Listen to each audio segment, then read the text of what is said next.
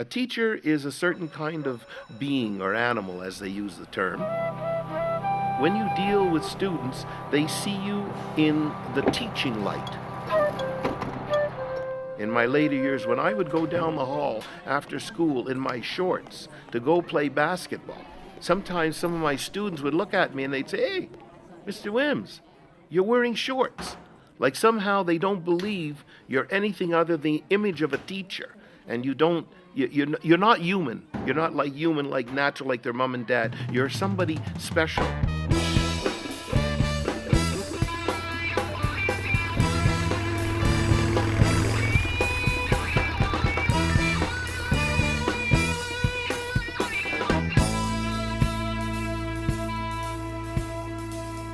Actually, how the whole evening started was supposedly just another Friday night at the dance. It was a little church basement in Montreal East. We were having a dance for our clientele, a bunch of kids anywhere from 12 to 16. There might have been maybe 100 kids in the dance. And it was, something we did every Friday night. It was a lot of fun. Stefan was the disc jockey at the time. Peter was working in the refreshment counter, and I was patrolling the dance hall from the very back. And this one particular night, some of the kids started screaming, and lo and behold, there was this motorcycle gang coming in.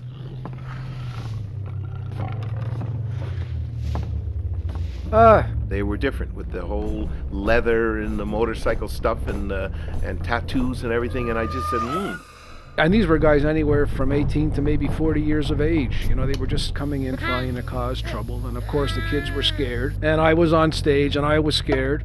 So when I went back to the person who was at the table taking the cash money, this person said to me that these people just walked straight in, and there's nothing she could do about it. And so then I said, my first thoughts were that this could be a problem.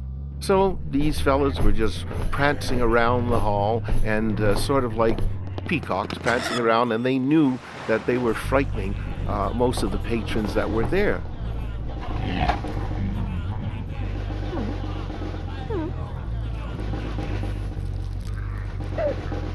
They were more energetic. They wanted to cause some trouble. They took girls up from the seat, sat down in the seat, and put the girls on their lap. And I said, oh boy, this looks like a problem. You can't expect that everything's going to go smoothly. There's a whole lot of other little miseries that go on. When you're so-called a chaperone, or you have people under your charge, the responsibility lies to you to make sure that that nothing goes wrong, that you're protecting them and things work out quite well. And you have to. At that point, I said to him, look, you people had not paid to come in. You shouldn't be here for the main reason that these people that are in here are young people and you're too old. Well, I got all different versions of French comments about it and snide remarks and so on and so forth, and I just left it at that. They looked at us, and of course we were dressed in the very modern style of the late 60s, early 70s, and they thought, well, these guys are a bunch of pushovers. But they got a rude awakening. I said, lock the door. Let's stop this. Ralph is on the floor facing this motorcycle gang, at least 20 guys. And I said, oh shit, what am I going to do now? I looked at Stefan and he threw me the stool. When I looked at him, it went into the air and quite, I would say, unconsciously. I grabbed it, I caught it in midair, and I swung it. I swung it from my right to my left, and it hit heads as it was going, and that's when it all began. As soon as it hit the heads, that's when the trouble was on. I don't know what it was, instinct. I just yelled to Peter, shut off the lights. I jumped down into this corner with Ralph. And right behind us, there was a whole bunch of metal folding chairs. I started picking them up and just whipping them out into the crowd. And you could hear people going bang, esti tabarnak, and someone would hit the floor. Then some of them who drew back, they started lifting up the chairs that was against the wall, and they started throwing them about. I can remember that one chair hit one of the students coming out of the cafeteria or the kitchen area. He went back in very quickly because he was afraid. And then all of a sudden, Peter put on the lights. So these guys wanted to fight. Ralph standing in front of me with his hands out, gesturing these guys, come on, let's go, let's go. And he moved into them. There's two things about gangs you must learn, and a lot of you have not learnt it. Whenever you face a gang, you face them with a question first of all. I stood there and I says, okay then, you want to fight? And I wait to see who you look at. And the minute you look at somebody, he's a leader. So what I would do is I go over to him, give him a shot, everything else dispenses. Everybody else, because they need the leader to tell them what to do. I just flail left, right, and center. Whatever I saw, visions of, I grabbed their hair, gave them a shot, they went down. If they tried to get back up again while I was hitting the next person, I gave the person that was down a kick. Go!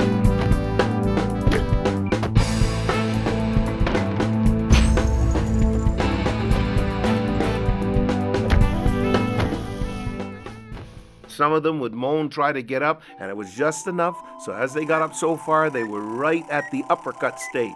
I just bring an uppercut and down they went again. One thing you have to remember that at that period of time, drugs were a very important part of how shall I say, the menu of the people of the day. So a lot of these motorcycle guys who came in were stoned. And one thing you must remember about being stoned is that your reflexes are a little slower. And so I knew that they were a little slower, and that's the advantage you have. So I got sidetracked with one guy who came after me. So there happened to be a broomstick nearby. I sort of said, well, the hell with this. I picked it up and I whacked him across the gut with it. But he got back up and he said, come on. So I whacked him in the head. He went down and stayed down. You hit a guy once, well, he's down. He's gone. I don't care how big he is.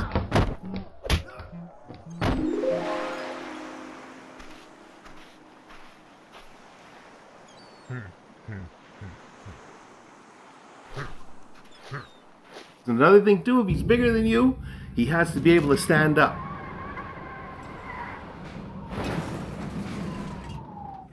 So what you do is you hit him in his knees. Don't laugh. Think about it. They're starting to show it in movies now. You start to see these guys hitting people in their knees and the guy collapses.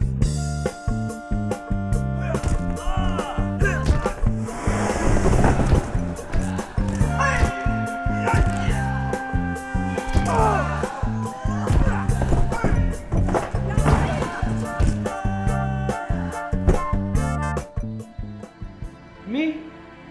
I don't take chances. I take my time. I take what's mine.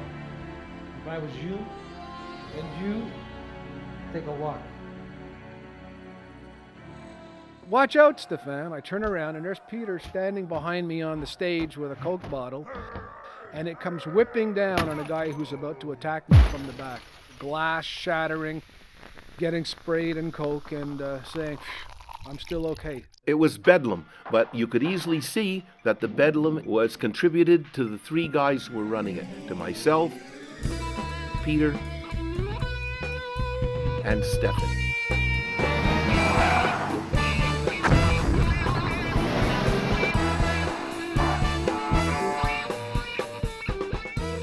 And it lasted maybe the greater part of 10 minutes. Everyone in the place, it's quiet now.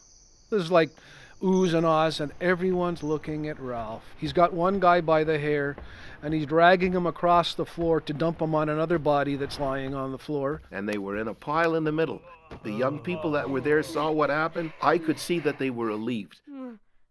It was kind of like a breath of, they blew out the air, relaxation. At the front door, the police said, hey, la police. And so we opened the door. So they said what happened. These boys came in, and this is what happened. And I left it at that. And in those days, you could do that.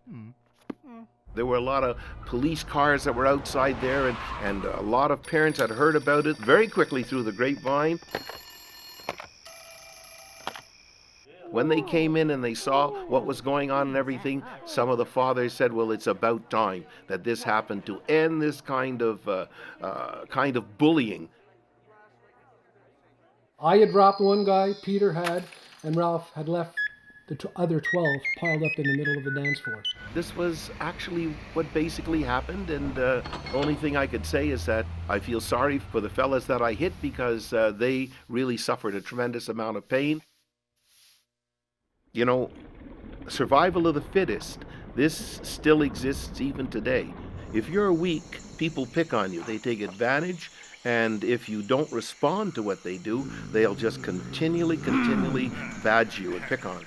You have to frighten them, and you have to attack first. The idea is to attack first, because most of these guys do not know how to fight. That's the reason why there's strength in numbers. That's the reason why they travel in gangs, because single one or two of them out and they're pussies. It's as simple as that.